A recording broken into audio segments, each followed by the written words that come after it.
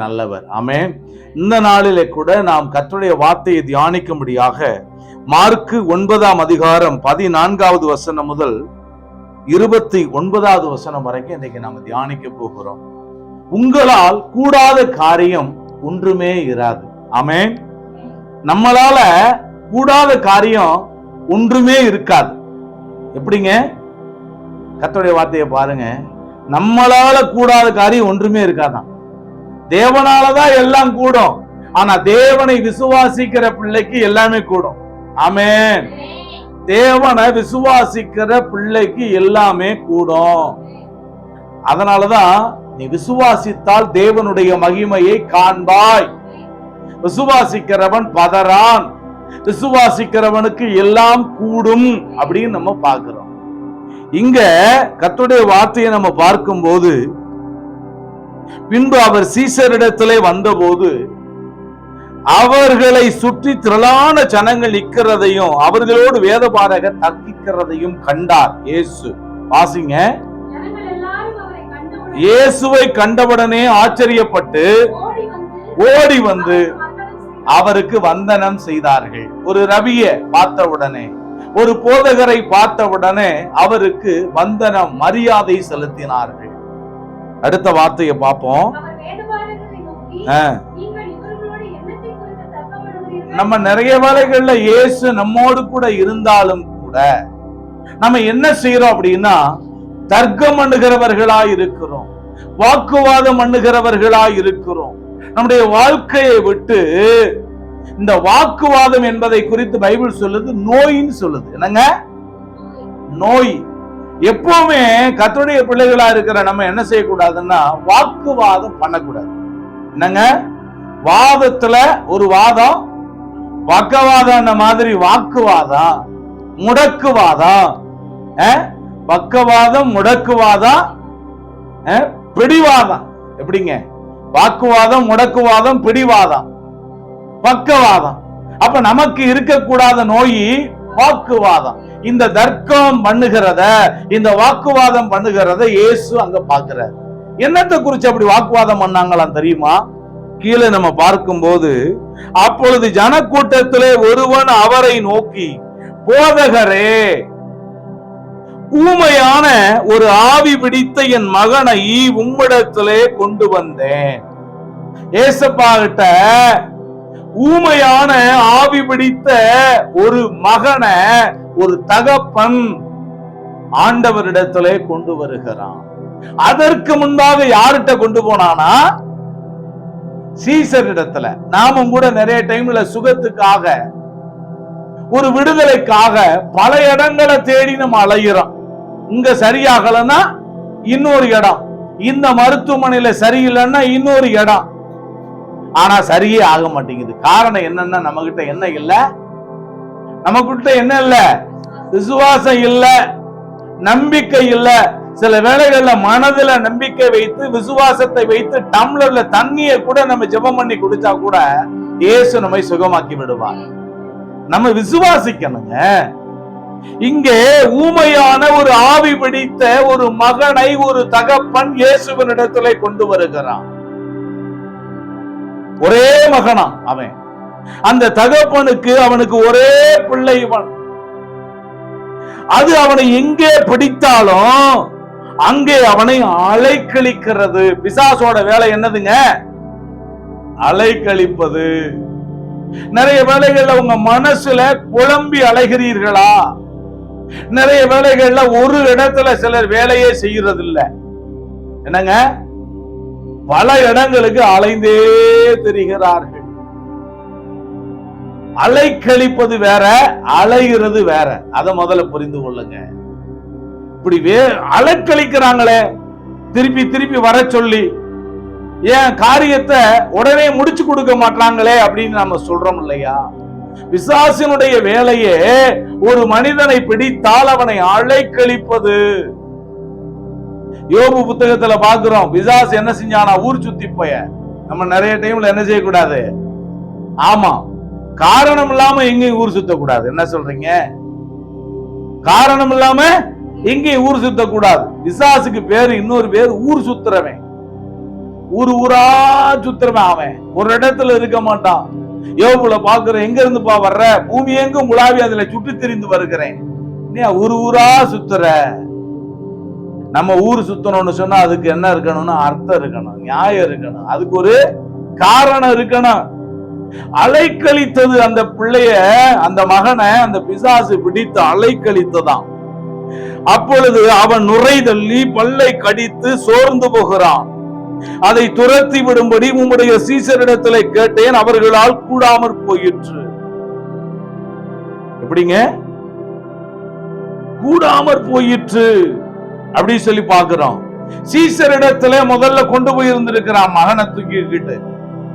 சீசர்கள் ஜெபித்திருக்கிறார்கள். சீசர்களை ஆண்டவர் ஊழியத்துக்கு அழைத்த உடனே என்ன பண்ணாரா? அவர்களுக்கு சகல பிசாசுகளின் துரத்தை என்ன கொடுத்தாரா? அதிகாரத்தை கொடுத்தார். உங்களுக்கு கொடுத்திருக்காரா கொடுக்கலையா? சொல்லுங்க, கொடுத்திருக்காரா கொடுக்கலையா? லூக்கா 10:19 பாக்குறோம். இதோ சர்ப்பங்களையும் தேள்களை மிதிக்கவும் சாத்தானுடைய சகல வல்லமையை மேற்கொள்ளவும் நான் உங்களுக்கு அதிகாரம் கொடுக்கிறேன், ஒன்றும் உங்களை சேதப்படுத்தாது. இதே அதிகாரத்தை தான் சீசர்களுக்கு கொடுத்தார், இன்றைக்கு நமக்கும் கொடுத்திருக்கிறார். ஆனா நாம அதை விசுவாசத்துல பயன்படுத்துறோமா? நாம விசுவாசித்து அதை செயல்படுத்துகிறோமான்னு கேட்டா நமக்கு பயன்படுத்த மாட்டோம். காரணம் என்னன்னா, ஒருவேளை நாம் தோற்று போய் விடுவோமோன்ற பயம். அப்படி இல்லைன்னு சொன்னா விசுவாசம் நமக்குள்ள என்னல்ல இல்ல. இந்த வசனத்தை கேட்கிற அருமையானவர்களே, தேவன் நமக்கு சாத்தானுடைய கிரியைகளை அழித்து சாத்தானை மேற்கொள்ளும்படியான வல்லமையை நமக்கு ஆண்டவர் கொடுத்திருக்கிறார். அவனுக்கு இருக்கிறது என்னது? வல்லமை. நமக்கு இருக்கிறது என்னது? சொல்லுங்க, அதிகாரம். அவங்க பாருங்க சொல்றாங்க, அவனுக்கு இருக்கிறது வல்லமை, நமக்கு இருக்கிறது என்னது? அதிகாரம். வல்லமை பெருசா அதிகாரம் பெருசா? அதிகாரம் தான் பெருசு. ரோடுகளை பார்க்கும் போது பாத்தீங்கன்னா பெரிய லாரி வந்துகிட்டு இருக்கான். ஆனா ஆளு இத்தனூண்டா இருப்பாரு, எலும்பு தோலுமா இருப்பாரு. ஆனா அவர் பாத்தீங்கன்னா ஸ்டாப்னு ஒரு பாத்தீங்கன்னா போர்டு அப்படி நிப்பாட்டுவாரு, அந்த லாரி அப்படி நிக்கும். அந்த லாரி ஒரு மேல ஏத்துச்சுன்னா என்ன ஆகும்? செத்துருவாரு. ஏன் அந்த லாரி எப்படி நின்றுச்சு அப்படின்னா, அந்த லாரியை மேற்கொள்றதுக்கு அவருக்கு வல்லமை கிடையாது. ஆனா அந்த லாரியவே நிறுத்தக்கூடிய அதிகாரத்தை அவர் பெற்றிருக்கிறார். அதே மாதிரிதான் பிசாசு எவ்வளவு பெரிய பிரச்சனையை கொண்டு வந்தாலும், அவன் எவ்வளவு பெரிய தோற்றத்தை அவன் காண்பிச்சாலும் கூட அவனை மேற்கொள்றதுக்கு ஆண்டவர் நமக்கு அதிகாரத்தை கொடுத்திருக்கிறார். அந்த அதிகாரத்தை சீசர்கள் விசுவாசத்தோடு கூட பயன்படுத்தாததினாலே இந்த பிசாசை அவர்களால் துரத்த முடியாமல் போயிற்று. அதனாலதான் இந்த தகப்பன் இவனை தூக்கி கொண்டு இயேசுவினிடத்திலே வருகிறான். பார்க்கிறோம், உம்முடைய சீசரிடத்துல கேட்டேன், அவங்களால கூடாமற் போயிற்று. ஆண்டவருடைய பிள்ளைகள் கர்த்தரை விசுவாசித்தால் அவர்களால் கூடாம போகக்கூடிய எந்த காரியமே கிடையாது, எல்லாமே கூடும். அவரை விசுவாசித்து பேசணும். ஆமென். விசுவாசித்தேன் ஆகையால் பேசினேன். நீங்க விசுவாசித்து பேசணும், வியாதியோட பேசணும், பிரச்சனையோட பேசணும். ஆனா பிரச்சனையவே பேசிக்கிட்டு இருக்க கூடாது, வியாதியை பற்றியே பேசிக்கொண்டு இருக்க கூடாது, நோயை பற்றியே பேசிக்கொண்டு இருக்க கூடாது, தரித்திரத்தை பற்றியே பேசிக்கொண்டு இருக்க கூடாது, கடனை பற்றியே பேசிக்கொண்டு இருக்க கூடாது, குடும்பத்தின் வறுமையை பற்றியே பேசிக்கொண்டு இருக்க கூடாது. தேவனுடைய ஆசீர்வாதங்களை பற்றி பேசுங்கள். தேவன் உங்களுக்கு செய்த நன்மைகளை பற்றி பேசுங்கள். தேவன் உங்களுக்கு செய்ய போகிறதான அற்புதங்களை பற்றி, அதிசயங்களை பற்றி பேசுங்க. ஆமென். ஏன்னா நம்ம ஆண்டவர் இல்லாதவைகளை இருக்கிறவைகளை போல அழைக்கிறவர் இல்ல. நிறைய வேளைகள்ல நம்ம ஆண்டவருக்கு பிரியமில்லாத, அவர் காதுகளாலே ஏற்றுக்கொள்ளாத காரியங்களையே தான் நம்ம பேசிக்கிட்டு இருக்கிறோம். ஏன் கூடாமற் போயிற்று? அவர் சொன்னாரு, விசுவாசம் இல்லாத நாமெல்லாம் என்னது? என்ன சந்ததி? நீதிமானின் சந்ததி, விசுவாசத்தின் சந்ததி. நம்முடைய தகப்பன் ஆபிரகாம் விசுவாசத்தினுடைய தகப்பனா. அவருக்கு பிள்ளைகளா இருக்கிற நாம விசுவாசத்துல என்ன செய்யக்கூடாது? பின்வாங்கி போகக்கூடாது. விசுவாசத்தினாலே நீதிமான் பிழைப்பான், பின்வாங்கி போவானால் அவன் மேல் என் ஆத்துமா பிரியமாயிராது. விசுவாசத்தினால நீதிமான் பிழைப்பான். வார்த்தையை கவனிங்க. விசுவாசத்தினாலே நீதிமான் பிழைப்பான், பின்வாங்கி போவானால் அவன் மேல் என் ஆத்துமா பிரியமாயிராது. தேவைகள் எவ்வளவு வேணாலும் இருக்கலாம், அவரை விசுவாசிங்க.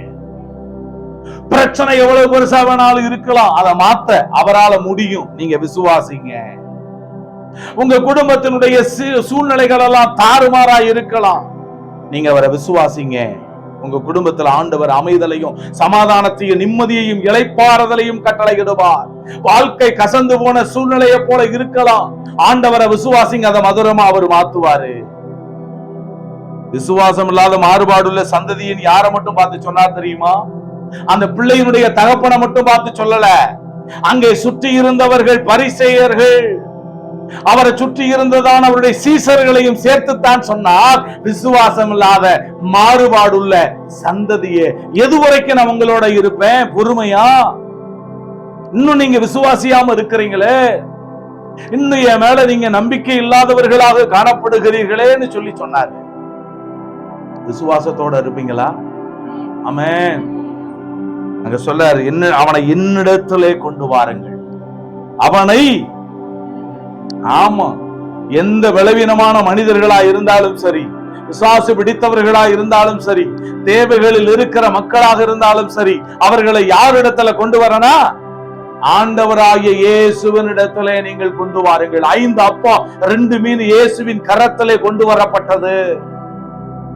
திமிர்வாதமாய் கிடந்த மனிதனை 4 பேர் தூக்கி கொண்டு இயேசுவினிடத்திலே கொண்டு வந்தார்கள். 7 அப்பங்களும் சில சிறு மீன்களும் இயேசுவினுடைய கரத்திலே கொண்டு வரப்பட்டது. அவரிடத்திலே கொண்டு வரப்பட்டவர்கள் எல்லாம் சுகமாக்கப்பட்டார்கள். அவரிடத்திலே கொண்டு வரப்படுகிறவைகள் எல்லாம் ஆரோக்கியமாகும். அல்லேலூயா. ஆமா, மேல கண்களை மேல பார்த்து இனி பாருங்க, வசனங்களை கவனிங்க, வசனங்களை கவனிங்க. ஒருத்தர் பிரசங்கத்துல தூங்குறாருன்னா அவரை தூக்க ஆவி போட்டு ஆட்டுது. கன நித்திரையின் ஆவி, கர்த்தருடைய வார்த்தையை கேட்க முடியாம செவிகளை மூடுகிற ஆவி அது.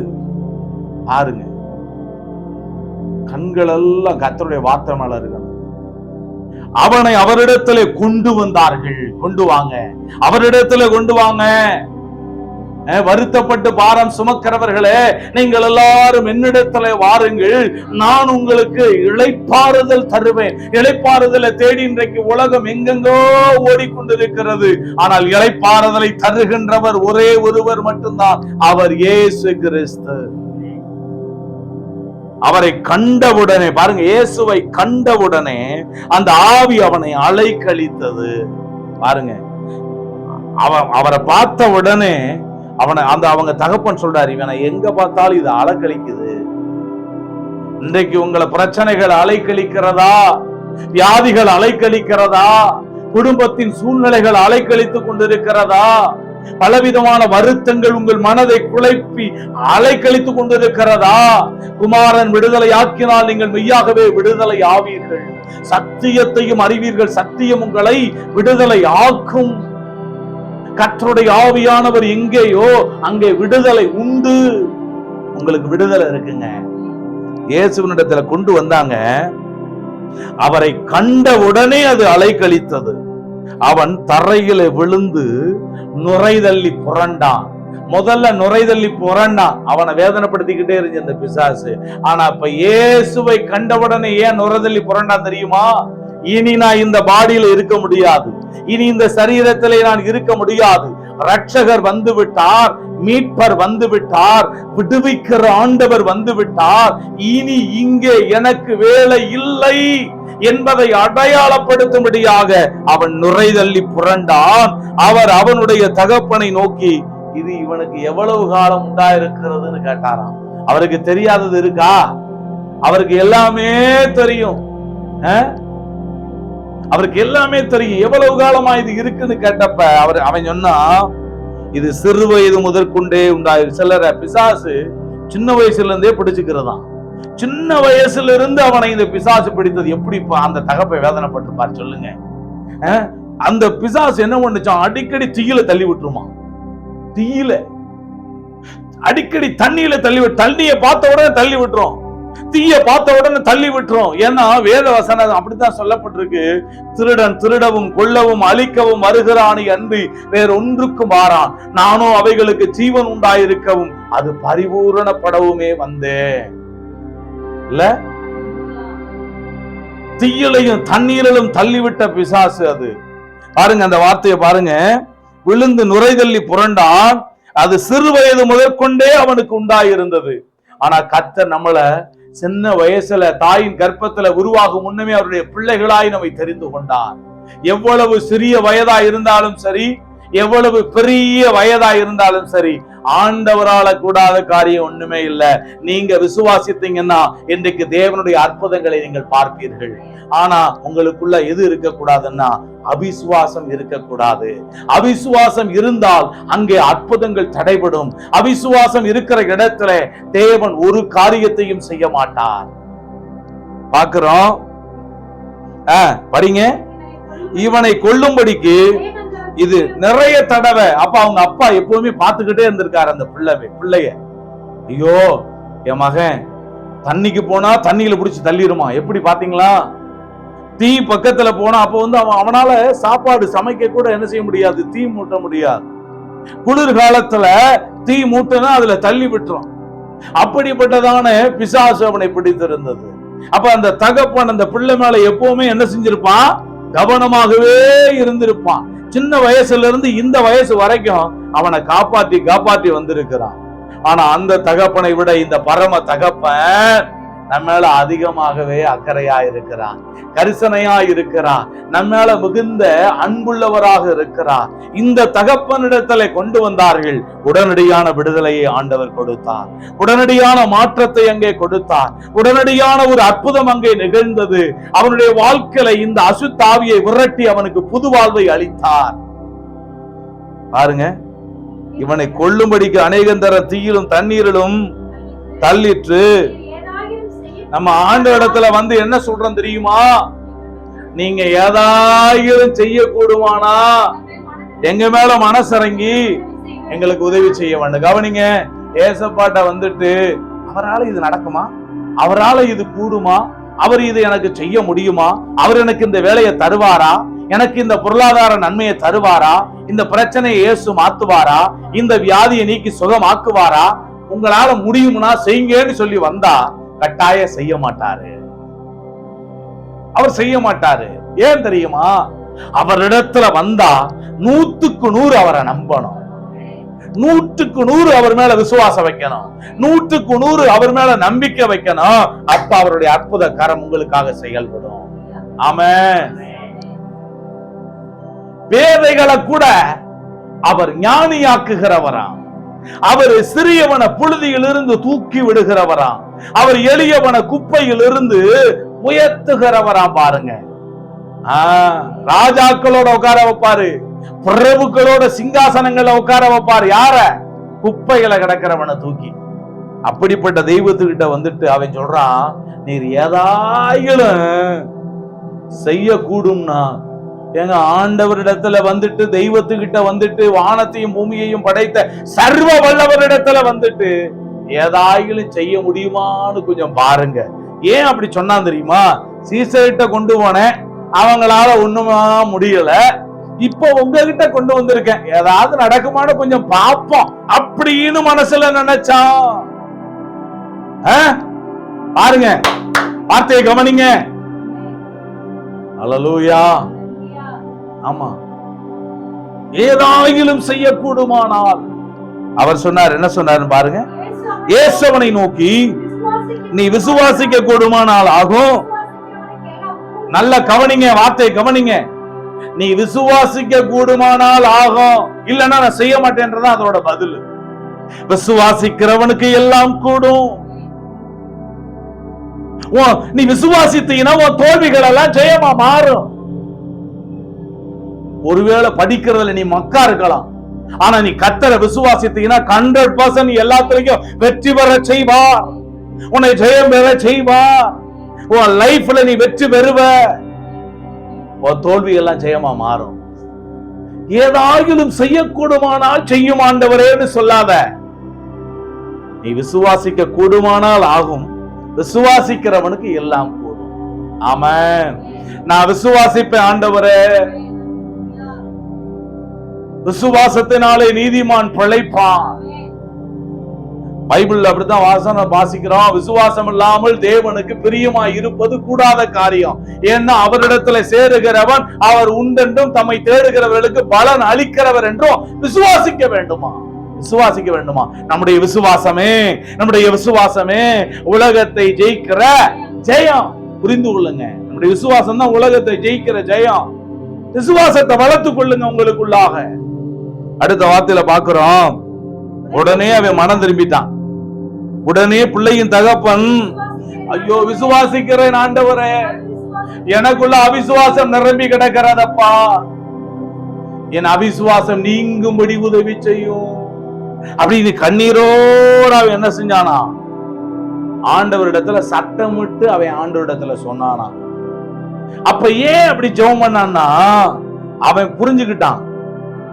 ஏதாயிலும் செய்யக்கூடுமானால் செய்யும்னு சொன்னப்ப, நீ விசுவாசிக்க கூடுமானால் ஆகும், விசுவாசிக்கிறவனுக்கு எல்லாம் கூடுன்ற அந்த வார்த்தைகளுடைய இருதயத்தை துளைத்தது. அவனுடைய இருதயத்துக்குள்ள ஊடுருவி பாய்ந்தது. அவனுக்குள்ளாக சின்ன விசுவாசம் உருவாக ஆரம்பிச்சிச்சு. உடனே அவன் உணர்ந்துட்டான், ஐயோ எனக்குள்ள இருந்ததான அவிசுவாசத்தினாலதான் என் பிள்ளை இன்னைக்கு சுகமாகாம இருக்கிறான், ஏன் அவிசுவாசத்தினாலதான் என் வாழ்வு இப்படி இருக்கிறது புரிந்து கொண்டு உடனே அவன் முழங்கால் படியிட்டு ஆண்டவரிடத்துல கேட்டான், விசுவாசிக்கிறேன் ஆண்டவரே, எப்படியாயிலும் என்னுடைய பிள்ளை சுகமடைய வேண்டும், எப்படியாவது என்னுடைய பிள்ளை ஆரோக்கியம் அடைய வேண்டும், விடுதலை அடைய வேண்டும் ஆண்டவரே, அதற்கு என் உள்ளத்திலே அவிசுவாசம் தடையாயிருக்கிறது, அந்த தடையை என்னை விட்டு நீக்கி போடும் அப்பா, என் அவிசுவாச பாவத்தை என்னை விட்டு நீக்கி போடும், என் அவிசுவாசத்தை எனக்கு மன்னியும் ஆண்டவரே அப்படின்னு சொல்லி அவன் ஜெபிக்க ஆரம்பித்தான். அவனுடைய அவிசுவாசத்தினுடைய ஆவிய நல்லா கவனிங்க. அவிசுவாச ஆவிய எப்ப இருதயத்தை விட்டு விரட்டினாரோ அடுத்த நிமிஷத்துல ஆண்டவர் அற்புதத்தை செஞ்சிட்டாரு. விளங்குதா? உங்க வாழ்க்கையில அற்புதங்கள் நடக்க வேண்டும் என்றால் முதலாவது உங்களுடைய இருதயத்துல, உங்க மனசுல, உங்க உள்ளத்துல இருக்கிற அவிசுவாச ஆவி விரட்டப்படணும். அவிசுவாச ஆவி விரட்டப்பட்டாச்சுன்னா அற்புதம் நடக்க ஆரம்பிச்சிடும், சுகம் கிடைக்க ஆரம்பிச்சிடும், தேவைகள் சந்திக்கப்பட ஆரம்பிச்சிடும், தோல்விகள் ஜெயமா மாற ஆரம்பித்து விடும். ஆமென்.